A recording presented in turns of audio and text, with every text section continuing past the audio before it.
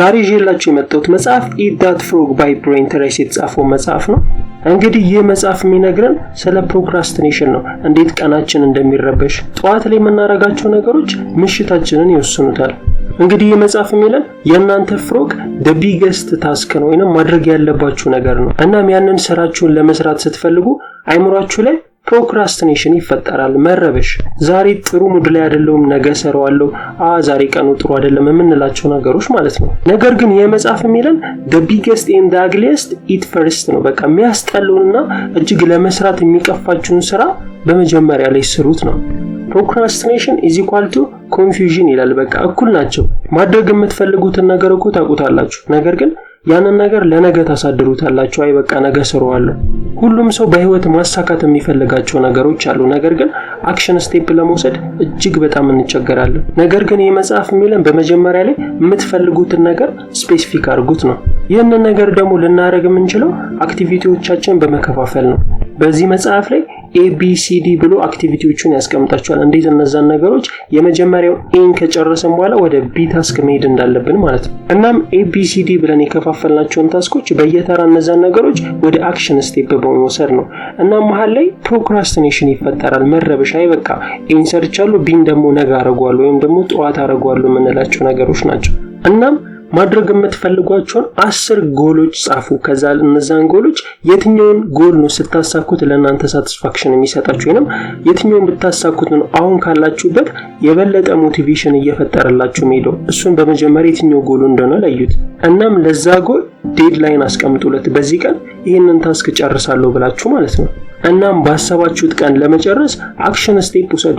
ምናልባት በዴድላይናችሁ ቀን ላጨርሱ ትችላላችሁ፣ ችግር የለውም። ተጨማሪ ሞር ታይሞችን፣ ሞር ሰዓታትን፣ ሞር ቀናትን እየሰጣችሁ እነዛን ጎሎች ለማሳካት መጣር ነው የሚል። እስቲ አንድ የድሮ ጥያቄ ልጠይቃችሁ። እንዴት ነው ዝሆንን መብላት የምትችሉት? መልሱ ሊሆን የሚችለው ያው ቀስ በቀስ ነው። ታዲያ እንዴት ነው ስኬታማ ልትሆኑ የምትችሉት? መልሱ ተመሳሳይ ነው፣ ያው ቀስ በቀስ ነው። ስለዚህ ስኬትም የሚመጣው ያው ቀስ በቀስ ነው ማለት ነው። ባንዴ ሊሆን የሚችል ነገር አይደለም። ባንዴ ዝሆን ልንበላ አንችልም። ነገር ግን እዚህ ጋር መረዳት ያለባችሁ እጅግ በጣም ቀላል ነው የምትሉት ስራችሁ ነው የእናንተ ፕሮክራስቲኔሽን። ለምሳሌ እንበልና እናንተ ማራቶንን ለመሮጥ ፈልጋችኋል። በፍጹም በዚህ ሰዓት ላይ ስለ ድክመት ማሰብ የለባችሁ። መጀመሪያ ላይ እንደውም ማድረግ ያለባችሁ ለማራቶን የምትሮጡበትን ጫማ መግዛት ነው።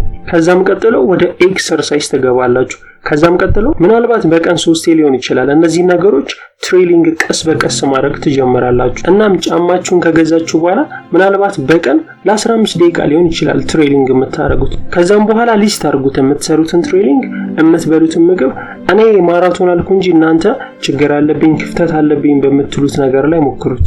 እነዚህ ነገሮች ስታደርጓቸው ፕሮክራስቲኔሽን ከናንተ እየራቀ ነው የሚሄደው። ብዙ ሰው የሚቸገረው ስፖርት ሊሆን ይችላል፣ ምንም ነገር ሊሆን ይችላል። ገና ሲጀምሩ እጅግ በጣም በትልቅ ሞቲቬሽን ይጀምሩትና ከዛም በኋላ ለማቆምም ቅርብ ናቸው። too much everything is bad thing። ምንም ነገር too much ሲሆን እጅግ በጣም መጥፎ ነው። ህይወት የምንለው ውሃ እንኳን too much ስንጠጣው ይገለናል።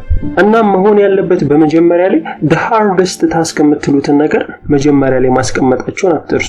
the ugliest የምትሉት እጅግ በጣም አስቀያሚ ስታስቡት ሁላ ለመስራት እጅግ በጣም ይጨንቃችሁ ነገ የምትሉትን ታስክ በመጀመሪያ ላይ አስቀምጡት። እናም የምትሰሯቸውን ስራዎች ስቴፕ ባይ ስቴፕ ነው መሆን ያለባችሁ። የምትሰሯቸውን ስራዎች በሙሉ ማውጣት የለባችሁም። ዛሬ የምትሰሩትን ለዛሬ ብቻ አስቀምጡት፣ ያላችሁትን ማለት ነው። ከዛም በኋላ ቢና ሲ ይቀጥላሉ። ሁሉም ታስኮቻችሁ ማሰብ ጀመራችሁ ማለት ያ ነገር ወደ ፕሮክራስቲኔሽን ይሄዳል፣ ወደ መረበሽ ይሄዳል። ይሄን ሁሉ ስራ ነው የምሰራው ዛሬ አልጨርሰውም ነገ አደርገዋለሁ ይሄንን ነገር ወደሚለው።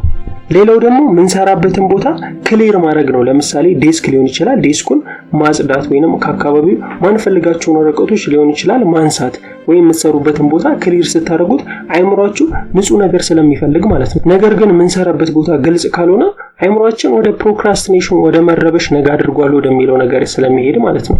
ሌላው ደግሞ ፕሮክራስቲኔሽን ከሚያመጡ ነገሮች አንዱ ለራሳችሁ የምትሰጡት ሰዓት ነው። ለምሳሌ ይሄንን ነገር ለመስራት 1 አመት አላችሁ ብላችሁ እጅግ በጣም ትደላደላላችሁ፣ ወደ ምቾት ተገባላችሁ። ሞር እኮ 1 አመት አለኝ ይሄን ታስክ ለመስራት ትላላችሁ። ነገር ግን ይሄን ታስክ ለመስራት 2 ሰዓት አላችሁ ብላችሁ ምንድነው የምታረጉት? ያንን ታስክ ለመጨረስ እጅግ በጣም ቻኩላላችሁ። ያን ታስክ መጨረስ እንዳለባችሁ ታስባላችሁ። በዚህ አይነት መልኩ ነው ታይማችሁን ማቀድ ያለባችሁ። ነገር ግን 1 አመት አላችሁ ሞር ታይም እኮ አላችሁ ስላችሁ ወደ ፕሮክራስቲኔሽን ትገባላችሁ። አሁን እኮ ብዙ ሰዓት አለኝ ስለዚህ እስቲ ትንሽ ፌስቡክ ብራውዝ ላድርግ ትላላችሁ። ይሄ ነው ፕሮክራስቲኔሽን፣ ወደ ማንፈልገው መስራት ያለብንን ነገር ትተን መስራት ወደ ሌለብን ነገር የሚመራን ማለት ነው። እዚህ ጋር ግን ማስተዋል ያለባችሁ ቱ ማች መሆን የለበትም። ምክንያቱም እኛ ማሽኖች ስላልሆነን ማሽን ቱ ማች ሲሰራ የበለጠ እየጠነከረ ነው የሚሄደው። የሰው ልጅ ግን በተቃራኒው ነው። ብዙ ሰዓት ቁጭ ብለን አንድ ነገር ስለሰራን ሞር ፕሮዳክቲቭ እንሆናለን ማለት እኮ አይደለም። እረፍትም ስለሚያስፈልገን ማለት ነው። ለምሳሌ አንድን ማሽን ያለማቋረጥ ለ6 ሰዓት ብታሰሩት የበለጠ እየጠነከረ ነው የሚሄደው። የሰው ልጅም እንደዛ ነው ብላችሁ ካሰባችሁ እጅግ በጣም ተሳስታችኋል። ብዙ ጊዜ የምንሳሳተው ታይማችንን ማኔጅ ለማድረግ ስንሞክር ነው። ብዙ ሰዎች ታይም ማኔጅመንት ይላሉ፣ ኮርሶች አሉ። ታይም ግን እንዴት ነው ማኔጅ የሚደረገው? አቴንሽን እኮ ነው ማኔጅ የሚደረገው። ስለዚህ ከዚህ በኋላ ታይም ማኔጅመንት ስልጠና ሲሏችሁ እነሱም ማዳመጥ አቁሙ። አቴንሽናችሁን ነው ማኔጅ ማድረግ ያለባችሁ። አቴንሽን ጎ ኢነርጂ ፍሎ ስለሆነ ማለት ነው። አቴንሽናችሁ ያለበት ቦታ ነው የእናንተ ኢነርጂ ያለው። በህይወታችሁ ላይ ኖ ፎከስ ሚንስ ኖ ኮንትሮል ኦፍ ዩር አቴንሽን ማለት ነው። ኖ ኮንትሮል ሚንስ ደግሞ ፍራስትሬሽንን ይፈጥራል፣ ፍርሃትን ይፈጥርባችኋል። አንድ በጣም ወዶ መጽሐፍ አለ ዱ ኢት ቱዴይ ሚል። ምን ይላል መሰላችሁ? ገና ሲጀምር every time put off a decision, hit the snooze button, skip the gym or didn't complete my task because I didn't feel like it።